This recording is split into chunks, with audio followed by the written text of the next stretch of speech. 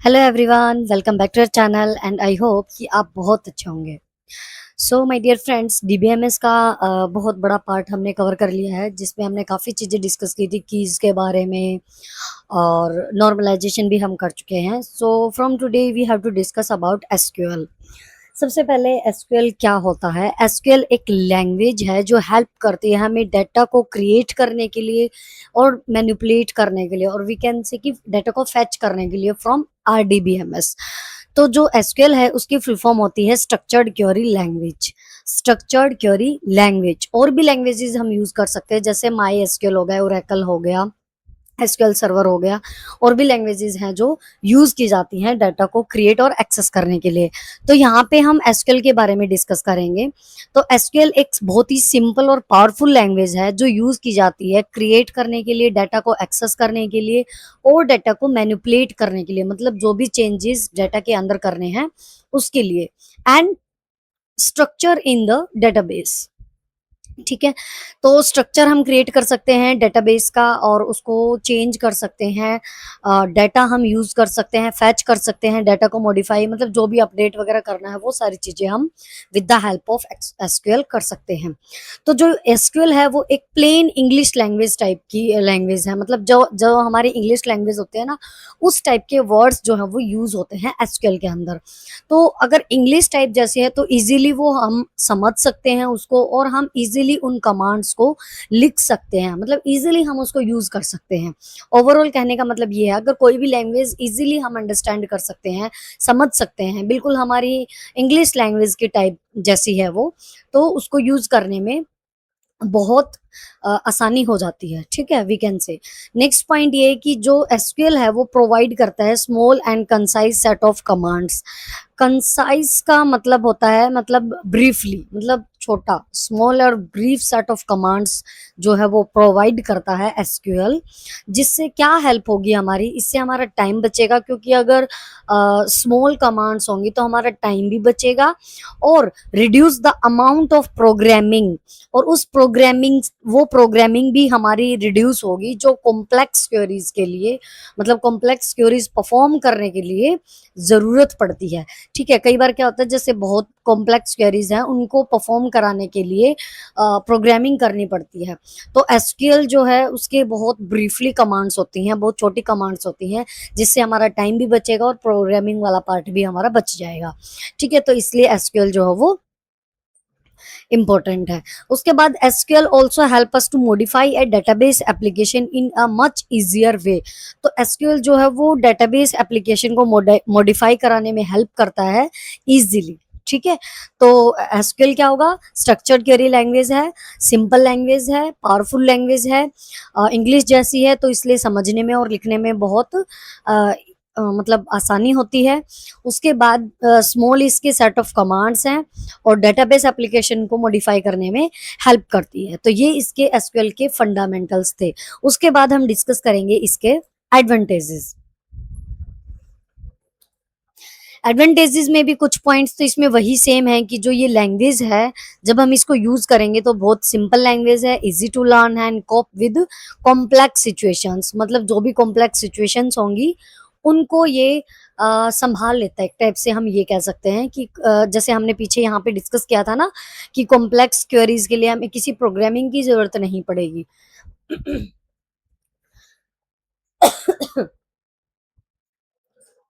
ठीक है, तो कॉम्प्लेक्स सिचुएशंस के लिए ये इजीली ये हैंडल कर सकती है। उसके बाद जो भी इसका रिजल्ट होगा एक्सपेक्टेड आर वेल डिफाइंड होगा।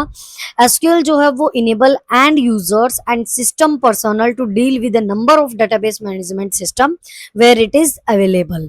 ठीक है, इसमें कुछ नहीं है, बस वही सारी चीजें हैं सेम, कि जितने भी यूजर्स होंगे, मतलब वो डील करेंगे number of database management systems के साथ, मतलब जब भी अवेलेबल होगा।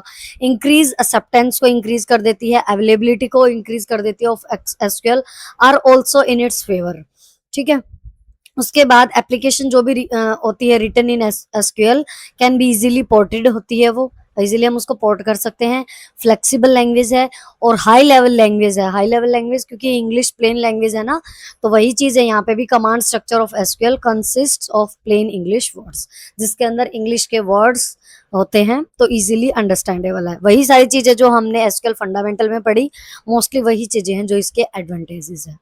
ओके, अब इसके बाद जो इसकी मोस्ट मोस्ट मोस्ट इंपॉर्टेंट चीजें और आती हैं वो है कंपोनेंट्स, या हम इसके कहें एलिमेंट्स। ये बहुत इंपॉर्टेंट है, इस पे हम 2-3 स्टार भी लगाएं वो भी कम है, ठीक है, क्योंकि हर एग्जाम में जहाँ पे डीबीएमएस आता है, स्केल आता है, तो यहाँ से ही क्वेश्चन आएगा मेन, ठीक है। इसके एडवांटेजेस वगैरह फिर भी हमें वैसे पता होना चाहिए, इसके हम इसकी फुल फॉर्म क्या है, क्या इसके एडवांटेजेस है, हम इसको क्यों यूज कर रहे हैं। बट यहाँ से क्वेश्चन जरूर बनेगा कि कौन सी कमांड के अंदर कौन कौन सी सेट ऑफ कमांड्स आती है, ठीक है। तो एसक्यूएल की ये सारी कमांड्स होती हैं। सबसे पहले इसके अंदर 5 मतलब 5 उसमें डिवाइड किया गया है इसकी कमांड्स को। सबसे पहले डीडीएल, सेकंड है डीएमएल, थर्ड है टीसीएल, फोर्थ है डीक्यूएल और फिफ्थ है डीसीएल, ठीक है। या ये थोड़ा बहुत इधर उधर भी कर सकते हैं इसको, नो इशू। या हम इसको ऐसे भी कर सकते हैं, मैं इसको ऐसे लर्न करती हूँ, डीडीएल, डीएमएल, डीक्यूएल, तीन हो जाएंगे डीडी से, डीडीएल, डीएमएल, डीक्यूएल, तीन हो जाएंगे। उसके बाद डीसीएल, टीसीएल, ठीक है। टीसीएल सबसे लास्ट में, क्यों? क्योंकि ये जो चारों कमांड है ना, डी, ये भी डी से स्टार्ट हो रही है, ये भी डी से स्टार्ट हो रही है, ये भी डी से स्टार्ट हो रही है, ये भी डी से स्टार्ट हो रही है। तो डीडीएल, डीएमएल, डीक्यूएल, डीसीएल, टीसीएल, ठीक है। ऐसे हम इसको लर्न कर सकते हैं, इजी है। अब सबसे इनको हम समझते हैं। सबसे पहले हमारे पास होती है डीडीएल। डीडीएल की फुल फॉर्म होती है डेटा डेफिनेशन लैंग्वेज,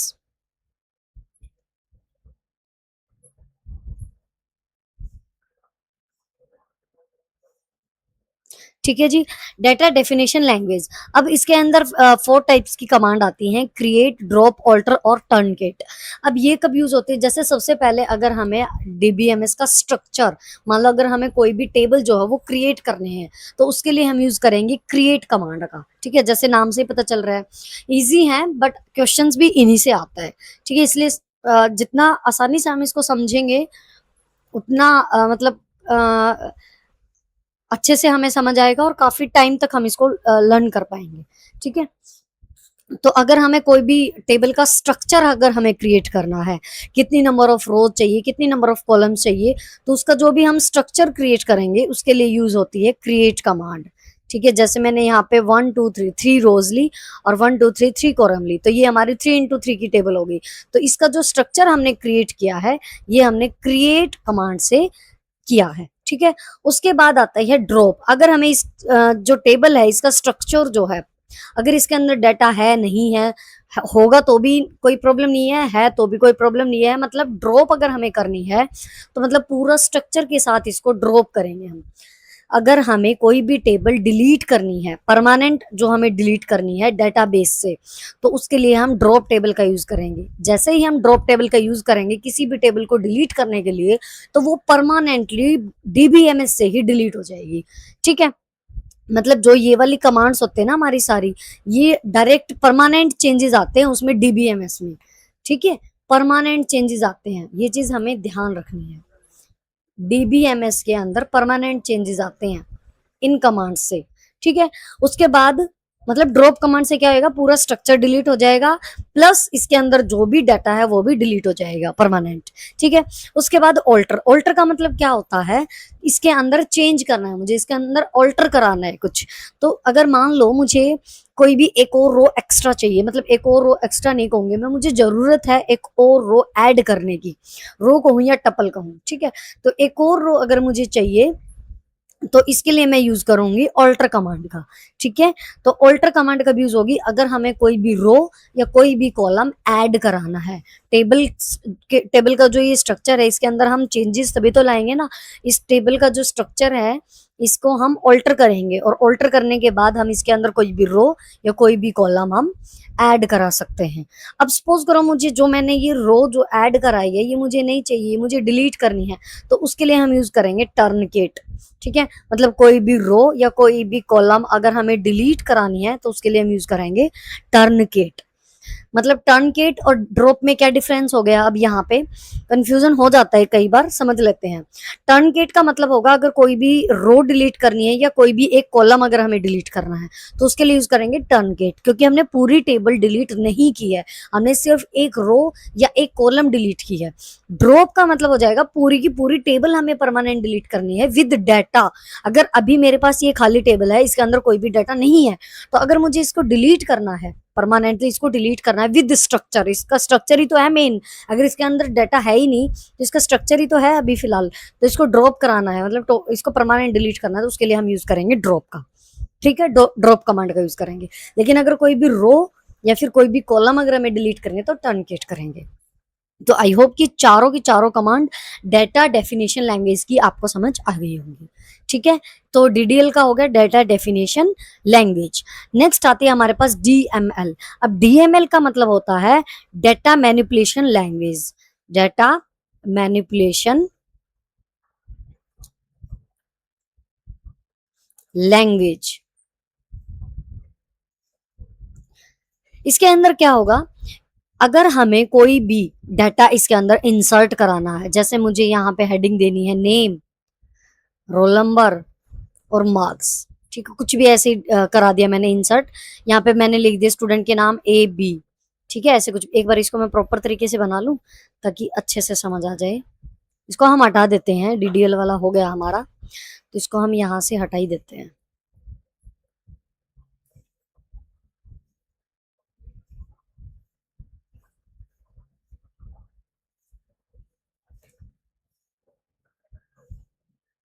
जैसे सपोज हमने डीडीएल का यूज करके यहाँ पे एक टेबल क्रिएट कर ली है। ठीक है,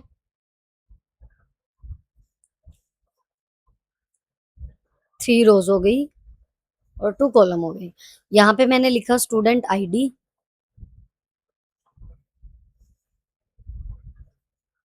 और यहाँ पे लिया मैंने स्टूडेंट का नेम। ठीक है, यहाँ पे लिया सपोज मैंने राहुल, यहाँ पे ली अंजलि। ठीक है, सॉरी उल्टा कर दिया मैंने, नाम उधर आने थे, सॉरी।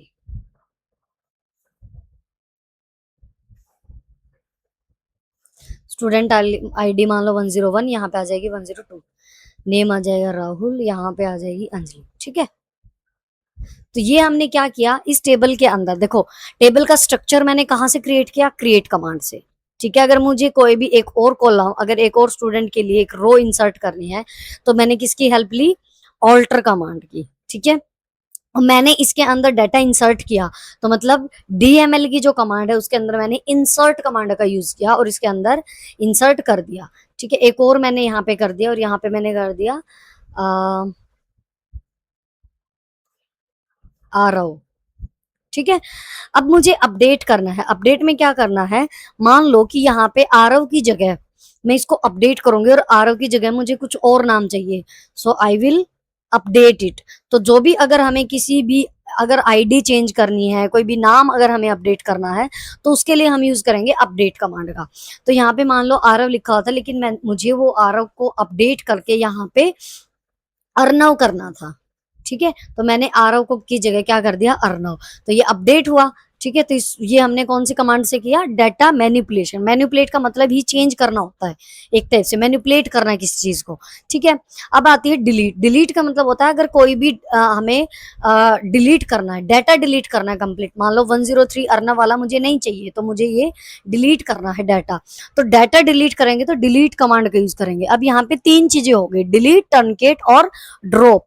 डिलीट मतलब कोई भी डाटा हमें डिलीट करना है, टर्नकेट अगर कोई भी रो या कोई भी कॉलम हमें डिलीट करनी है, ड्रॉप का मतलब होता है पूरी की पूरी टेबल विद स्ट्रक्चर अगर हमें परमानेंट डिलीट करनी है तो उसके लिए ड्रॉप कमांड का हम यूज करेंगे। अब एक और चीज यहाँ पे आती है डाटा डाटा क्वेरी लैंग्वेज। इसका मतलब होता है डीक्यूएल, मतलब डाटा क्वेरी लैंग्वेज। ठीक है, इसके अंदर क्या होता है कि अगर हमें किसी पर्टिकुलर किसी स्टूडेंट का डाटा अगर हमें देखना है, कंप्लीट टेबल मुझे नहीं देखनी है, ठीक है, या हम ये कहें कि कंप्लीट टेबल ही देखनी है सपोज, तो यहाँ पे हम यूज करेंगे, ये हमारी टेबल है स्टूडेंट के नाम से। ठीक है, स्टूडेंट के नाम से हमारी ये टेबल है, तो मुझे देखनी है ये कि स्टूडेंट टेबल के अंदर किस किस स्टूडेंट का डाटा है। तो मैं यूज करूंगी सेलेक्ट का, सेलेक्ट कमांड का यूज करूंगी कि सेलेक्ट स्टार फ्रॉम, टेबल का नाम मतलब स्टूडेंट। ठीक है, तो यहाँ पे इस क्वेरी का हम यूज करेंगे। तो डाटा क्वेरी लैंग्वेज के अंदर अगर हमें किसी भी टेबल का डाटा देखना है, ठीक है, अब अगर मुझे पूरी ही टेबल का डाटा नहीं देखना, सिर्फ मुझे राहुल का देखना है, तो हम यहाँ पे कमांड यूज करेंगे select star from student where student ID 101। ठीक है, मतलब जिसकी स्टूडेंट आईडी 101 है, सिर्फ उसी का मुझे डाटा देखना है, तो उसके हिसाब से हम कंडीशन लगा देंगे। तो मतलब देखने के लिए जो भी डाटा हमें चेक करना है या व्यू टेबल वर्चुअल डाटा जो हमें देखना है, उसके लिए हम यूज करेंगे डाटा क्वेरी लैंग्वेज। कई बार क्या होता है कि ये जो सेलेक्ट कमांड है ना, ये क्वेश्चन पूछ लिया जाता है कि सेलेक्ट कमांड किसके अंडर आती है, मतलब कौन सी उसके अंदर आती है। तो डीक्यूएल होता नहीं है, डीक्यूएल ऑप्शन में नहीं होता है कई बार, तो उसके लिए हम डीएमएल कमांड का यूज करेंगे। ठीक है, तो उसके लिए हम डीएमएल कमांड को सेलेक्ट करेंगे, ये चीज हमें ध्यान रखनी है। कई बार डीक्यूएल ऑप्शन में नहीं होता है, तो उसके लिए हमें डीएमएल का यूज करना है। तो डीडीएल, डीएमएल और डीक्यूएल, आई होप कि तीनों की तीनों आपको समझ आ गई होंगी। उसके बाद आती है डीसीएल। डीसीएल का मतलब होता है data control language, data control language.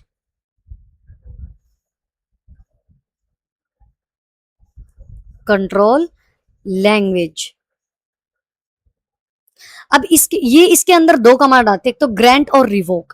Grant और रिवोक का क्या मतलब होता है, मान लो कोई भी टीचर है, मान लो, ठीक है, अब टीचर को तो टेबल कौन सी टीचर है, तो टीचर को कौन कौन सी टेबल का ग्रांट चाहिए, मतलब कौन कौन सी टेबल देखने की उसको परमिशन है, कौन कौन सी टेबल उसको मतलब किस टाइप का डाटा उसको परमिट किया गया है कि आपको इस टाइप की टेबल ही देख सकते हो आप।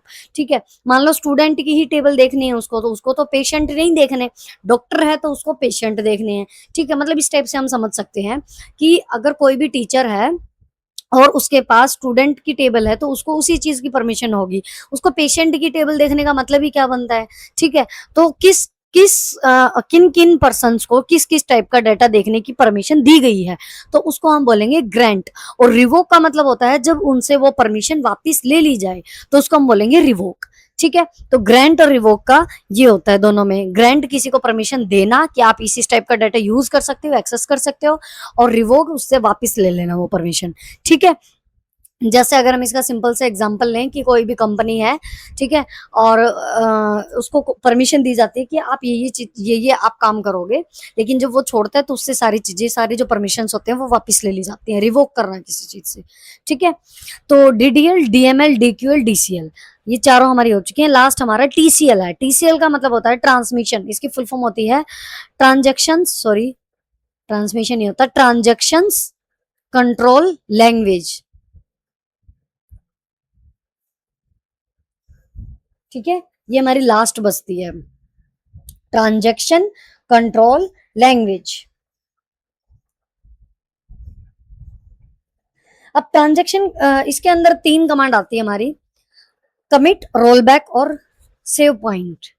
सेव पॉइंट तो मान लो अगर हमें सेव करना है तो सेव यूज हो जाएगी, ये तो हमें नाम से पता चल रहा है। मान लो अगर कहीं पे भी जैसे नंबर ऑफ क्वेरीज हम कर रहे हैं परफॉर्म, और बीच में अगर हम कोई भी हमें सेव करना है तो हम सेव कर सकते हैं। कमिट और रोल बैक का मतलब क्या होता है, अगर हमने कोई भी काम जो है, मतलब कोई भी ट्रांजेक्शन हो रही है, ट्रांजेक्शन का मतलब क्या होता है, जैसे बहुत सी चीजें हम ऑनलाइन करते हैं, ट्रांजेक्शन करते हैं, ऑनलाइन बिल पे करना है, ऑनलाइन रिचार्ज करना है, ऑनलाइन शॉपिंग करना है, उसके लिए मतलब ट्रांजेक्शन हम करते हैं। ठीक है, उससे ही रिलेटेड एक टाइप से अगर हम समझे, तो कमिट का मतलब होता है कोई भी कमिट कर देना, कोई भी, जैसे मैं कहता कि मैंने ये कमिटमेंट किया है कि मुझे ये काम करना है, रोल बैक उस चीज को वापिस कर देना। ठीक है, अगर हम कोई भी मान लो डाउनलोड कर रहे हैं किसी भी एप्लीकेशन को, या कोई भी सॉन्ग कुछ भी हम डाउनलोड कर रहे हैं, तो कई बार क्या होता है कि बीच में वो किसी रीजन से मान लो रुक जाए नेटवर्क इशू की वजह से, तो फिर वो वापिस वापिस रोल बैक में मतलब क्या हो जाएगा, किसी भी प्रॉब्लम से रुक जाएगी तो हम उसको रिज्यूम कर सकते हैं, मतलब रोल बैक कर सकते हैं, उसको वापिस वहीं से स्टार्ट कर सकते। मान लो 30% डाउनलोड हो गई, वो 100% करनी थी लेकिन 30% ही हो पाई, तो वापिस जीरो से स्टार्ट ना होने की बजाय उसको हम रोल बैक कर देंगे, मतलब वो वहीं से दोबारा से स्टार्ट हो जाएगी डाउनलोड। ठीक है, तो कमिट का मतलब कोई भी काम कमिट हो जाता है और रोल बैक मतलब उसको वापस वहीं से स्टार्ट करना है, अगर हाफ कोई काम रह गया है, या एक टाइप से हम ये समझे। ठीक है, तो ये सारी हमारी टोटल कमांड्स थी एसक्यूएल की। यहाँ से ही क्वेश्चन आता है कि ग्रांट रिवोक कौन सी कमांड के अंडर आता है। मतलब डीडीएल की कमांड से मान लो 4 ऑप्शन दे दिए कि डीडीएल कमांड के अंदर कौन कौन सी कमांड आती है, तो उसमें मान लो ये दे दिया क्रिएट, ड्रॉप, ऑल्टर और डिलीट। क्रिएट, क्रॉप, ऑल्टर और डिलीट, तो कौन सी कमांड डीडीएल के अंडर नहीं आता, तो डिलीट नहीं आती, क्योंकि डिलीट हमारे डीएमएल के अंदर आती है। एक चीज यहाँ से ये थी कि जो सेलेक्ट कमांड है वो हमारी डीक्यूएल के अंडर ले भी लेते हैं, कई बार इसको डीएमएल के अंदर भी ले लेते हैं। तो अगर डीक्यूएल ऑप्शन में नहीं है तो हम इसको डीएमएल में कंसिडर कर सकते हैं। ठीक है, और ये हमारी टोटल हो गई DDL data definition language, DML data manipulation language, उसके बाद DQL data query language, DCL data control language, और लास्ट में टीसीएल ट्रांजैक्शन कंट्रोल लैंग्वेज। इसको मैंने इसी तरीके से लर्न कर रखा है ताकि मुझे इजीली लर्न हो जाए। बाकी आप अपने तरीके से भी लर्न कर सकते हो इसको। ठीक है, क्योंकि मैंने डीडी वाले सारे आगे ले रखे, उसके बाद लास्ट में टीसीएल, डीसीएल, टीसीएल, तो इस टाइप से ये लर्न हो जाते हैं। सो एसक्यूएल के फंडामेंटल हमने डिस्कस किए, इसके एडवांटेजेस एक जैसे से ही थे, और इसकी कमांड्स हमने डिस्कस की। आई होप कि यहाँ तक आपको एसक्यूएल का समझ आ गया होगा। तो आप प्लीज वीडियो को लाइक और शेयर कर देना अपने फ्रेंड्स के साथ, और चैनल सब्सक्राइब कर लो प्लीज अगर आपने अभी तक नहीं किया है। Thank you so much everyone, bye bye and take care.